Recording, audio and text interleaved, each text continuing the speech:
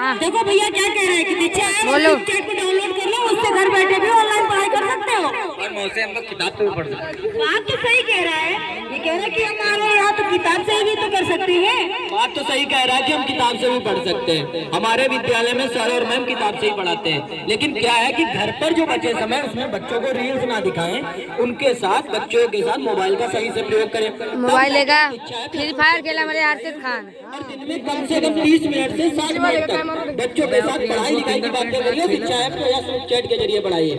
मम्मा वहाँ खड़ा है, देखा एंटरटेनमेंट तो हो ही रहा है, साथ ही साथ उनका ज्ञान भी, उनको ज्ञान भी मिल रहा है।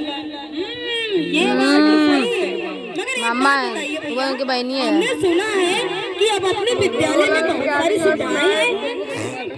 आज के टाइम पर हमारे विद्यालय किसी विद्यालय से कम नहीं है। अच्छे टीचर हैं, बैठने की अच्छी सुविधाएं हैं। शौचालय की बात की जाए तो लड़कों के लिए अलग, लड़कियों के लिए अलग।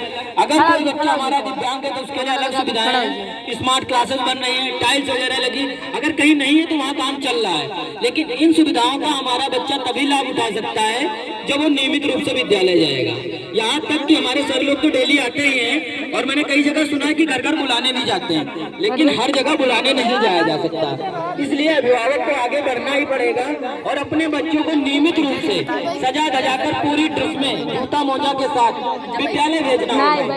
अगर आपका बच्चा नियमित रूप से विद्यालय आता है तभी वो पढ़ लिख के निपुण बन पाएगा, और अगर आपका बच्चा निपुण बनेगा तो हमारा विद्यालय निपुण बनेगा। अगर हमारा विद्यालय निपुण बनता है तो हमारा ब्लॉक निपुण बनेगा, और इसी तरह से हमारा प्रदेश निपुण बनेगा। सरकार का उद्देश्य है कि उत्तर प्रदेश का हर बच्चा निपुण होना चाहिए, लेकिन निपुण तभी बन सकता है जब वो नियमित रूप से विद्यालय आएगा। ये नहीं कि आप घर पे बिठा लेंगे, जब विद्यालय आएगा तभी वो निपुण बनेगा। और हाँ, सरकार अगर कोई सुविधा दे रही है, अगर बच्चों के लिए कोई सुविधा आती है तो उसका प्रयोग बच्चों पे ही होना चाहिए। ये नहीं कि डीबीटी का पैसा आया भैया की तरह, जैसे 1200 रुपए है, चूड़ी बिंदी ये सब खरीद लिया, ऐसा बिल्कुल मत करें। अगर बच्चों का पैसा है तो बच्चों पे ही प्रयोग करें। अपने दैनिक जीवन में बिल्कुल ना करें कि पहले खेत में खाद डलवा लेते हैं और शाम को ठेके पे लेके खड़े हो जाते हैं, ड्रेस तो बाद में आ जाएगी।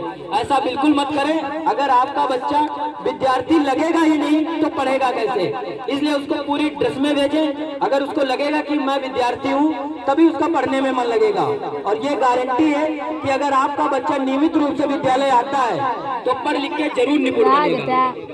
बात तो एकदम सही कही है भैया, यानी कि अगर हमारे बच्चे पढ़ने जाते हैं तो थोड़ी सी जिम्मेदारी हमें भी समझनी चाहिए कि हमारा बच्चा अगर जा रहा है विद्यालय तो उसे प्रत्येक दिन विद्यालय भेजें। क्योंकि अगर हम एक दिन भेजेंगे, 2 दिन भेजेंगे, 2 दिन घर पे रोक लेंगे तो उससे क्या होता है कि जो उनके टीचर जो होती है, जैसे हमारा बच्चा आने के बाद 2 दिन घर पे रुक जाता है, जो पढ़ के आता है वो भी भूल जाता है। फिर आप लोग इसी बात की शिकायत करेंगे कि हमारे बच्चे पढ़ने में तेज नहीं है। अरे जब आप प्रत्येक दिन विद्यालय भेजेंगे तभी तो आपका बच्चा निपुण होगा।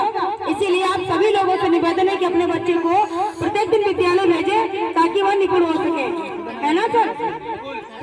हर माँ बाप का सपना होता है कि अपने बच्चे को पढ़ा लिखा के कोई अच्छा अधिकारी, डॉक्टर, पुलिस बनाना।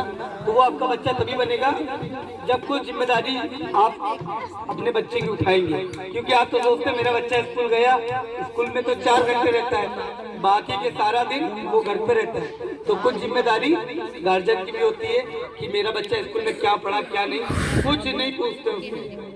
बस बच्चे आया, बैग फेंका यूं, कंचा गुल्ली खेलना चालू, शाम हुई खाना खाए तो ऐसा नहीं है। बच्चे की जिम्मेदारी रखी है, क्योंकि बच्चा हमारा है तो जिम्मेदारी भी हमें को रखनी पड़ेगी, ना कि किसी और को। तो इसके लिए चलते हैं एक छोटा सा गीत।